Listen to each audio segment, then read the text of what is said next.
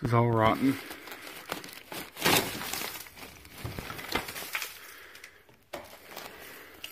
Structural side of the house, structural wall.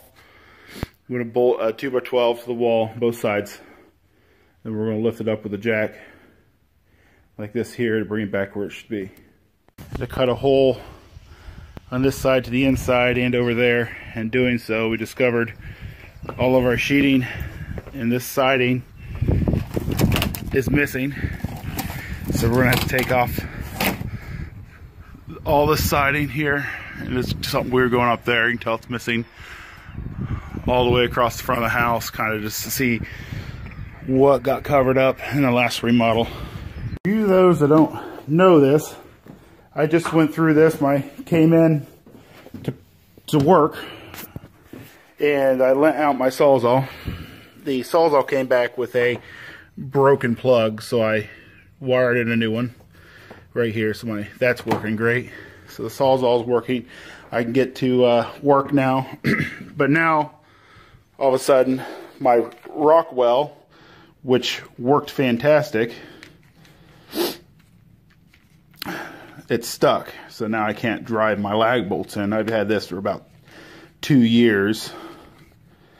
And I'm telling you, I've had their oscillating tool and the drill. All have broke within 2 years. Same price as a DeWalt or a Milwaukee drill. They are complete garbage.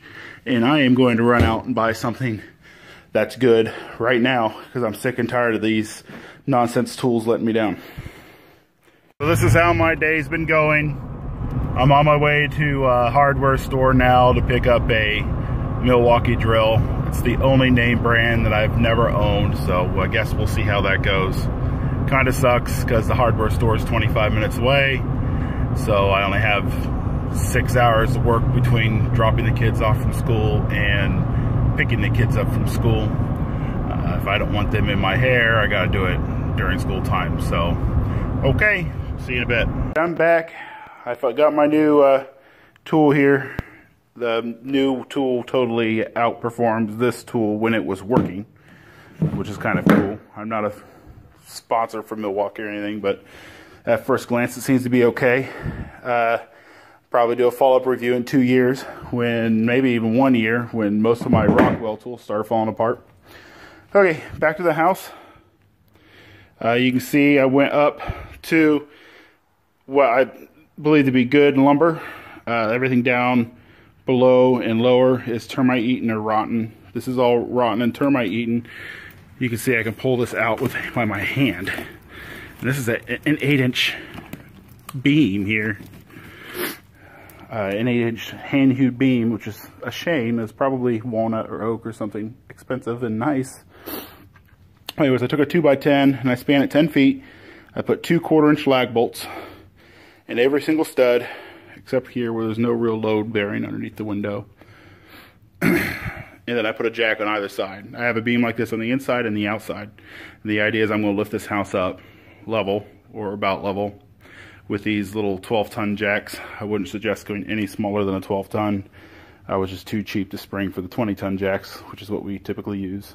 It's not my first time using this method. I've got about 20 years into the remodeling of old houses. I've just decided to start posting this stuff online. So I'm gonna go ahead and lift this up. Say a prayer for me that this house doesn't kick out and fall down and kill me.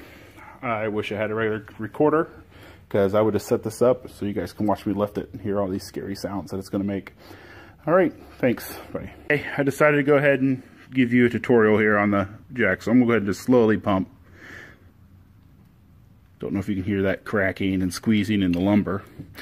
This is 150 years of termite damage and rot and settling on the house, and we're going to be taking it out in just a few minutes.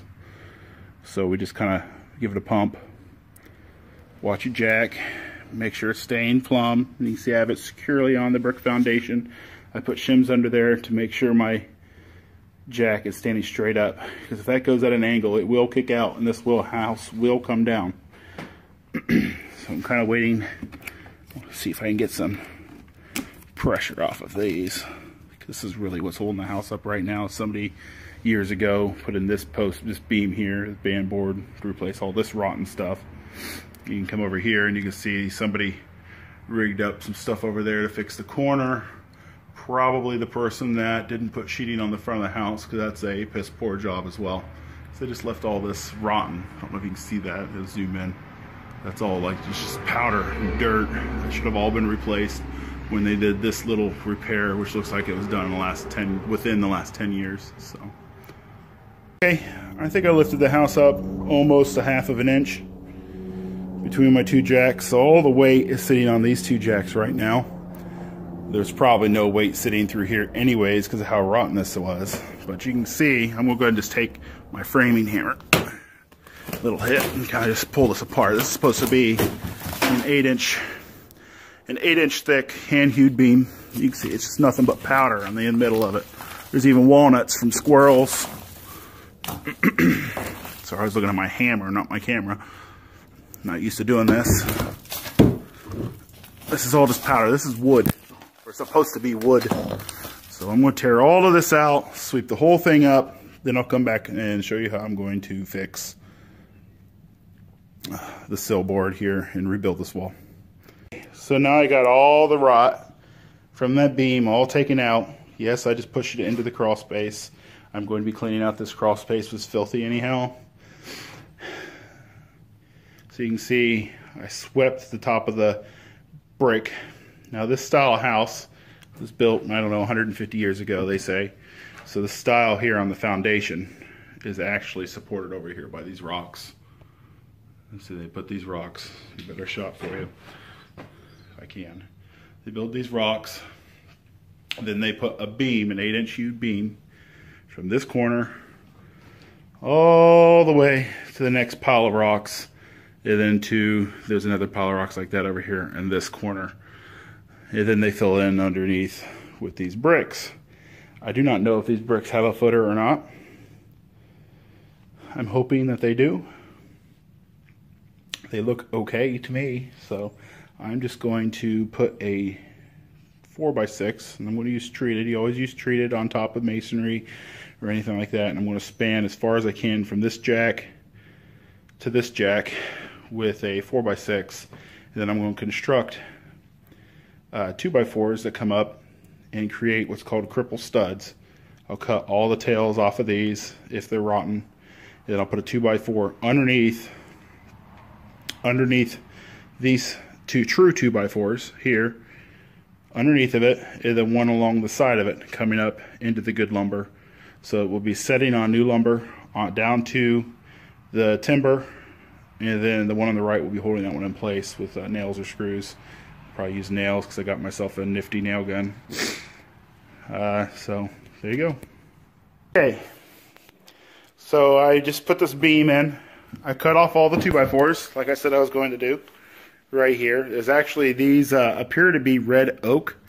And another thing I noticed when I tore the house apart is my studs are only 13 to 14 inches on center. And then it's a true 2x4, so it's 2 inches by 4 inches instead of the typical 1.5 inches by 3.5 inches that we call a 2x4 today. Since these are red oak and 13 inches on center, this is probably the only reason this house is still standing. That is such a strong, dense wood. And the tails of these 2x4s were only eaten maybe 1.5 inches, 2 inches up from that 8-inch post that was gone. That probably wasn't oak. I'm going to guess it was a pine or a heart pine. It's hard to tell because it's completely destroyed. Maybe I can see on a different part of the house where the beam's still in good shape.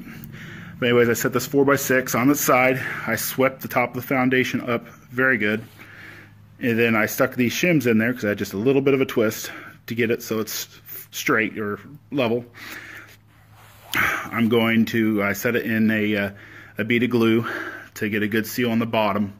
And I decided to dig up alongside my brick foundation here. And it does appear that I do have a footing, so it's better than I thought it was going to be. I'm going to go ahead and get lunch right now, and then I'll come back. All right, I'll be back. Okay, the air compressor's done. So now that these cripple studs are all in, I'm going to release the jack. So I've just chosen to release this one first. No specific reason other than I'm sitting here. We're going to take this, put this in the release here, and very slowly We're going to let this down and just make sure that I don't die. Oop, crack, hear it? That's the house coming back down, the pressure setting back down on it.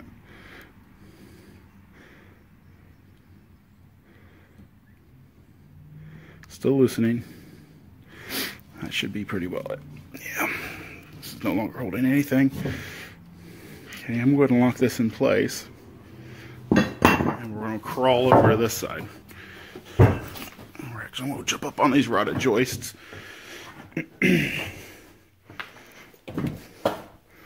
Take you for a walk. And we're going to slowly release this side the same way. These 2x4s here will take the hold the load. Probably better than this jack. Woo! Move pretty good. Don't know if you guys can hear that or not, but it's always scary. Okay, we're on my new construction. It is holding it up. Now we decided to pretty much hold everything where it was. The jacks are loose. I can go through. We no longer need this board across here. So I'm going to take out every single one of these bolts, and then I'm going to nail my cripple studs in a little better, since it was hard to get to with this beam here. Okay, I want to point out at the place where I did the jacking on the right side, which is where we did the majority of the lifting. These two bolts here, I put so much pressure. These are 1/4 inch lag bolts. I sheared them off, and I don't know how. I didn't even notice when I was lifting. These hold about 1,000 pounds of pressure to be able to do something like this. That's 2,000 pounds with a pressure to break these by shearing. So just to show you the amount of weight and pressure that is on this right side that we lifted up. Like I said, almost an inch. It sheared these. The other side, I used 5/16 bolts, and I do not believe it sheared those. I'm about to take them out now, and that's why the wall didn't come down. So larger bolts on the other side was smart, since I had to go through the subsiding into the studs. So I used a bit larger, longer screws, or lag bolts. So just wanted to give that update.